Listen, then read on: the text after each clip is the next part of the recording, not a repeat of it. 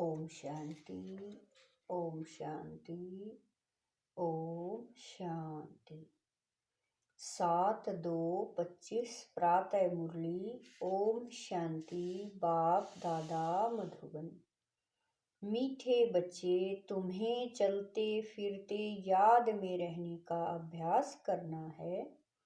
ज्ञान और योग, यही मुख्य दो चीजें हैं। योग माना याद।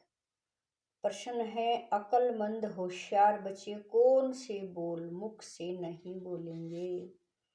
उत्तर है, हमें योग सिखलाओ। यह बोल अक्लमंद बच्चे नहीं बोलेंगे। बाप को याद करना सीखना होता है क्या? यह पाठशाला है, पढ़ने पढ़ाने के लिए। ऐसे नहीं, याद करने के लिए कोई खास बैठना है। तुम्हें कर्म करते बाप को याद करने का अभ्यास करना है। ओम शांति। अब रूहानी बाप बैठ रूहानी बच्चों को समझाते हैं। बच्चे जानते हैं, रूहानी बाप इस रथ द्वारा हमको समझा रहे हैं। अब जबकि बच्चे हैं तो बाप को व किसी बहन व भाई को कहना कि मुझे बाबा को याद करना सिखलाओ, यह रोंग हो जाता है। तुम कोई छोटी बच्चियां तो नहीं हो ना। यह तो जानते हो, मुख्य है रूह, वह तो है अविनाशी, शरीर है विनाशी। बड़ा तो रूह हुआ ना। अज्ञान काल में यह ज्ञान किसी को नहीं रहता है कि हम आत्मा हैं। शरीर द्वारा बोलते हैं, देह अभिमान में आकर ही बोलते हैं, मैं यह करता हूँ। अभी तुम देही अभिमानी बने हो। जानते हो, आत्मा कहती है, मैं इस शरीर द्वारा बोलती हूँ, कर्म करती हूँ। आत्मा मेल है। बाप समझाते हैं, यह बोल बहुत करके सुने जाते हैं। कहते हैं, हमको योग में बिठाओ। सामने एक बैठते हैं, इस ख्याल से ही हम भी बाबा को बाबा कह रहे हैं, सामने एक बैठते हैं इस ख्याल से कि हम भी बाबा की याद में बैठे, यह भी बैठे। अब पाठशाला कोई इसके लिए नहीं है, पाठशाला तो पढ़ाई के लिए है। बाकी ऐसे नहीं, यहाँ बैठकर सिर्फ तुम्हें याद करना है। बाप ने तो समझाया है, चलते फिरते उठते बैठते बाप को याद करो। इसके लिए खास बैठने की भी दरकार नहीं। जैसे कोई कहते हैं, राम राम कहो। क्या बगैर राम राम कहे याद नहीं कर सकते हैं? याद तो चलते फिरते कर सकते हैं। तुमको तो कर्म करते बाप को याद करना है। आशिक माशुक कोई खास बैठकर एक दो को याद नहीं करते हैं। काम काज धंधा आदि सब करना है। सब कुछ करते अपने माशूक को याद करते रहो। ऐसे नहीं कि उनको याद करने के लिए खास कहाँ जाकर बैठना है। तुम बच्चे गीत व कविताएं आदि सुनाते हो तो बाबा कह देते हैं, यह भक्ति मार्ग के हैं। कहते भी हैं, शांति देवा। सो तो परमात्मा को ही याद करते हैं, न कि श्री कृष्ण को। ड्रामा अनुसार आत्मा अशांत हो पड़ी है तो बाप को पुकारती है, क्योंकि शांति सुख ज्ञान का सागर वह है। ज्ञान और योग मुख्य दो चीजें हैं। योग माना याद। उन्हों का हठ योग बिल्कुल ही अलग है। तुम्हारा है राजयोग। बाप को सिर्फ याद करना है। बाप द्वारा तुम बाप को जानने से सृष्टि के आदि मध्य अंत को जान गए हो। तुमको सबसे बड़ी खुशी तो यह है कि हमको भगवान पढ़ाते हैं। भगवान का भी पहले पहले पूरा परिचय होना चाहिए। ऐसा तो कभी नहीं जाना कि जैसे आत्मा स्टार है वैसे भगवान भी स्टार है। वह भी आत्मा है, परंतु उनको परमात्मा सुप्रीम सोल कहा जाता है। वह कभी पुनर्जन्म तो लेते नहीं हैं। ऐसे नहीं कि वह जन्म मरण में आते हैं, नहीं, पुनर्जन्म नहीं लेते हैं। खुद आकर समझाते हैं मैं कैसे आता हूँ। त्रिमूर्ति का गायन भी भारत में है। त्रिमूर्ति ब्रह्मा विष्णु शंकर का चित्र भी दिखाते हैं। शिव परमात्माए नमः कहते हैं ना। उस ऊंचे ते ऊंच बाप को भूल गए हैं। सिर्फ त्रिमूर्ति का चित्र दे दिया है, ऊपर में शिव तो जरूर होना चाहिए, जिससे यह समझें कि इनका रचयिता शिव है। रचना से कभी वर्षा नहीं मिल सकता, तुम जानते हो। ब्रह्मा से कुछ भी वर्षा नहीं मिलता। विष्णु को तो हीरे जवारों का ताज है ना। शिव बाबा द्वारा फिर पैनी से पाउंड बने हैं। शिव का चित्र न होने से सारा खंडन हो जाता है। ऊंचे ते ऊंच है परम पिता परमात्मा, उनकी यह रचना है।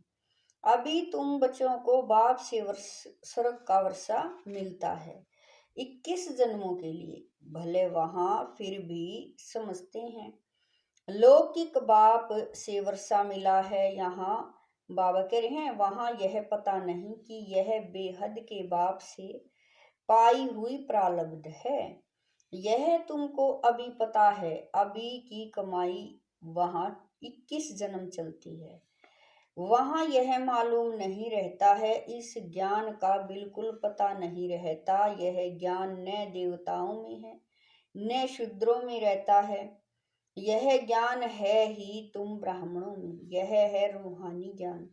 सेपरेचल का अर्थ भी नहीं जानते हैं। डॉक्टर ऑफ फिलोसॉफी कहते हैं डॉक्टर ऑफ सेपरेचल नॉलेज एक ही बाप है। बाप को सर्जन भी कहा जाता है ना। साधु सन्यासी आदि कोई सर्जन थोड़ा ही है। वेद शास्त्र आदि पढ़ने वालों को डॉक्टर थोड़ा ही कहेंगे। भले टाइटल भी दे देते हैं, परंतु वास्तव में रूहानी सर्जन है एक बाप। जो रूह को इंजेक्शन लगाते हैं वह है भक्ति। उनको कहना चाहिए डॉक्टर ऑफ भक्ति अथवा शास्त्रों का ज्ञान देते हैं। उनसे फायदा कुछ भी नहीं होता, नीचे गिरते ही जाते हैं। बाबा कह रहे हैं नीचे गिरते ही जाते हैं, तो उनको डॉक्टर कैसे कहेंगे। डॉक्टर तो फायदा पहुंचाते हैं ना। यह बाप तो है अविनाशी ज्ञान सर्जन। योग बल से तुम एवर हेल्दी बनते हो। यह तो तुम बच्चे ही जानते हो, बाहर वाले क्या जाने। उनको अविनाशी सर्जन कहा जाता है। आत्माओं में जो विकारों की खाद पड़ी है उसे निकालना, पतित को पावन बनाकर सदगति देना, यह बाप में शक्ति है। आलमाइटी पतित पावन एक फादर है। आलमाइटी कोई मनुष्य को नहीं कह सकते, तो बाप कौन सी शक्ति दिखाते हैं। सर्व को अपनी शक्ति से सदगति दे देते हैं। उनको कहेंगे डॉक्टर ऑफ सेपरेचल नॉलेज, डॉक्टर ऑफ फिलॉसफी।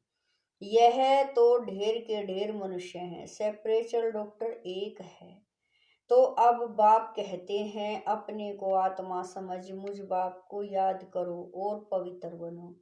मैं आया ही हूँ पवित्र दुनिया स्थापन करने। फिर तुम पतित क्यों बनते हो। पावन बनो, पतित मत बनो। सभी आत्माओं को बाप का डायरेक्शन है। गृहस्थ व्यवहार में रहते कमल फूल समान पवित्र रहो। बाल ब्रह्मचारी बनो तो फिर पवित्र दुनिया के मालिक बन जाएंगे। इतने जन्म जो पाप किए हैं, अब मुझे याद करने से पाप भस्म हो जाएंगे। मूल वतन में पवित्र आत्माएं ही रहती हैं, पतित कोई जा नहीं सकते हैं। बुद्धि में यह तो याद रखना ही है। बाबा हमको पढ़ाते हैं।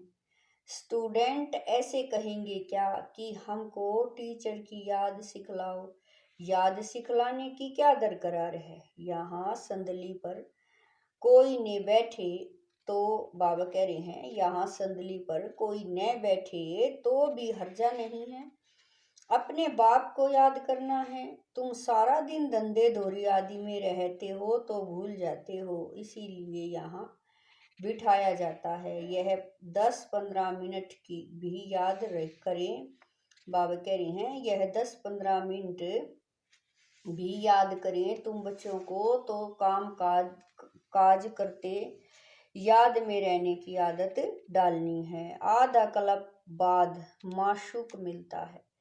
अब कहते हैं मुझे याद करो तो तुम्हारी आत्मा से खाद निकल जाएगी और तुम विश्व के मालिक बन जाएंगे। तो क्यों नहीं याद करना चाहिए। स्त्री का जब हथियाला बांधते हैं तो उनको कहते हैं पति तुम्हारा गुरु ईश्वर सब कुछ है, परंतु वह तो फिर भी मित्र संबंधी गुरु आदि बहुतों को याद करती है। वह तो देहधारी की याद हो गई। यह तो पतियों का पति है, उनको याद करना है। कोई कहते हैं हमको निष्ठा में बिठाओ, परंतु इससे क्या होगा।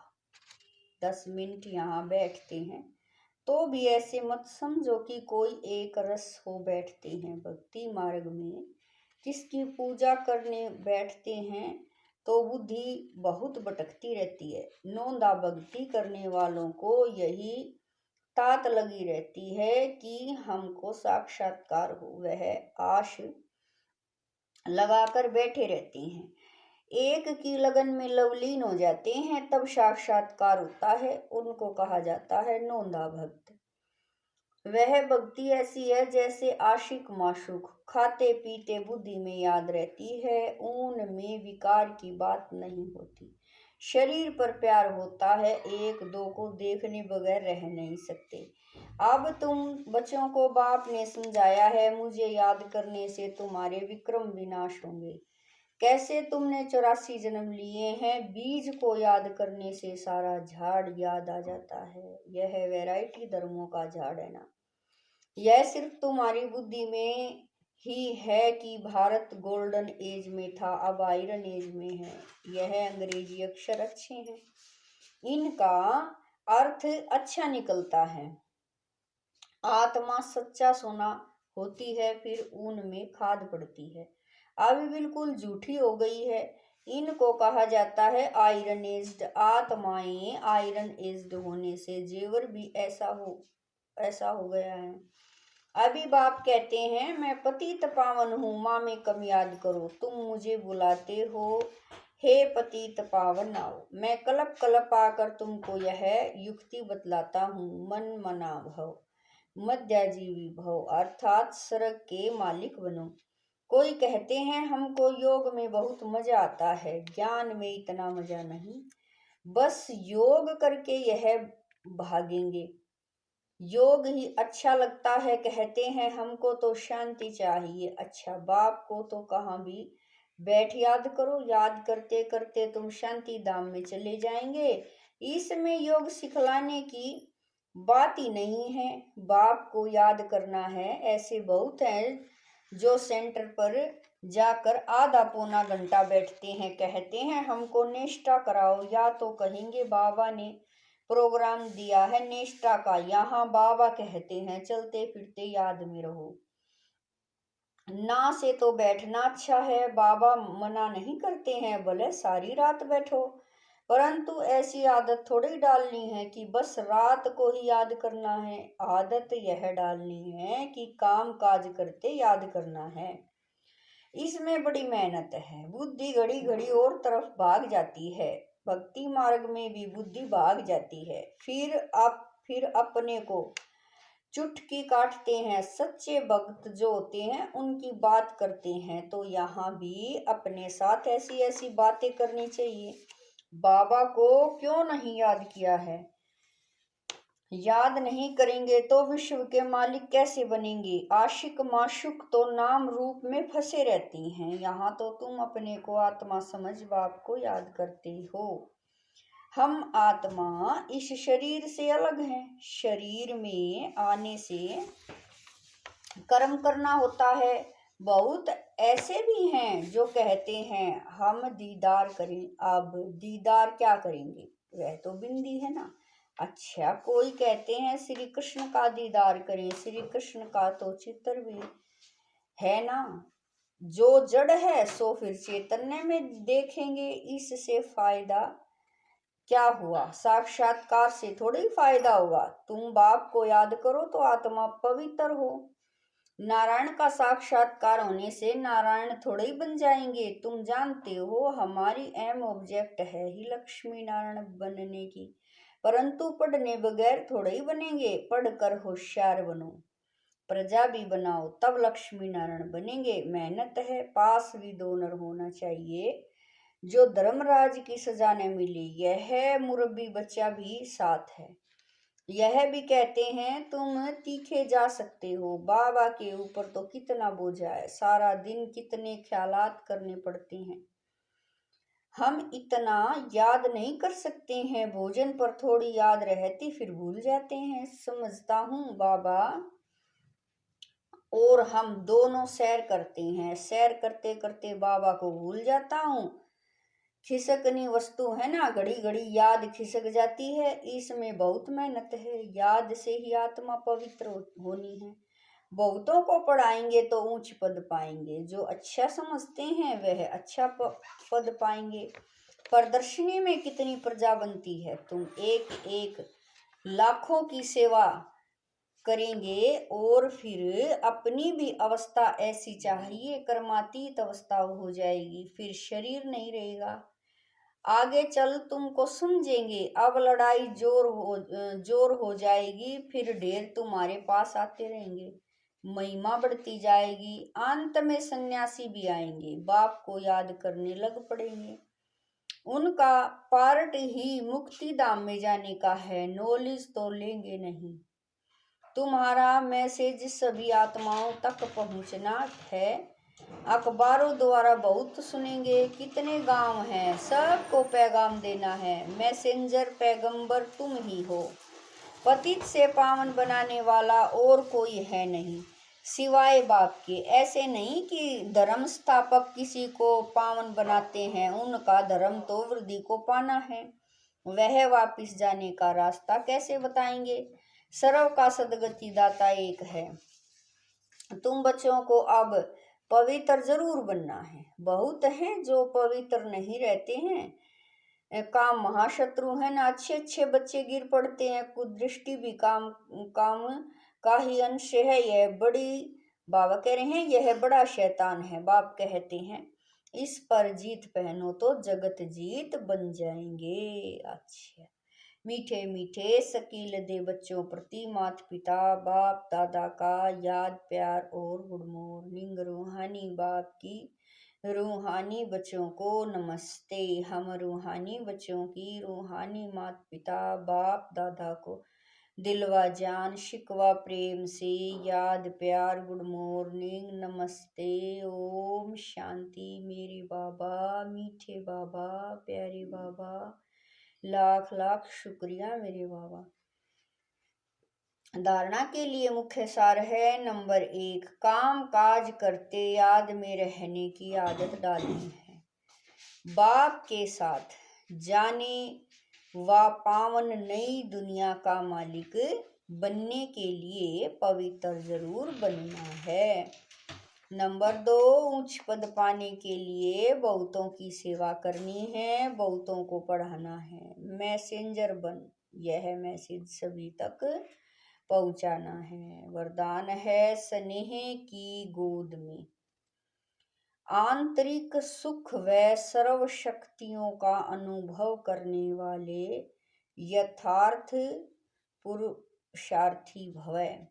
वरदान है स्नेह की गोद में आंतरिक सुख व सर्व शक्तियों का अनुभव करने वाले यथार्थ पुरुषार्थी भव। जो यथार्थ पुरुषार्थी हैं वे कभी मेहनत व थकावट का अनुभव नहीं करेंगे। सदा मोहब्बत में मस्त रहते हैं। वे संकल्प से भी सरेंडर होने के कारण अनुभव करते कि हमें बाप दादा चला रहे हैं। मेहनत के पाँव से नहीं लेकिन स्नेह की गोदी में चल रहे हैं। बाबा कह रहे हैं मेहनत के पाँव से नहीं लेकिन स्नेह की गोदी में चल रहे हैं। स्नेह की गोद में सर्व प्राप्तियों की अनुभूति होने के कारण वह चलते नहीं लेकिन सदा खुशी में, आंतरिक सुख में, सर्व शक्तियों के अनुभव में उड़ते रहते हैं। स्लोगन है, निश्चय रूपी फाउंडेशन पक्का है तो श्रेष्ठ जीवन का अनुभव स्वतः होता है। स्लोगन है, निश्चय रूपी फाउंडेशन पक्का है तो श्रेष्ठ जीवन का अनुभव स्वतः होता है। अव्यक्त इशारे एकांत प्रिय बनो, एकता और एकाग्रता को अपनाओ। अनेकता में एकता, तो प्रैक्टिकल में अनेक देश, अनेक भाषाएं, अनेक रूप रंग, लेकिन अनेकता में भी सबके दिल में एकता है ना, क्योंकि दिल में एक बाप है, एक श्रीमत पर चलने वाले हो। वो अनेक भाषाओं में होते हुए भी मन का गीत, मन की भाषा एक है। ओम शांति।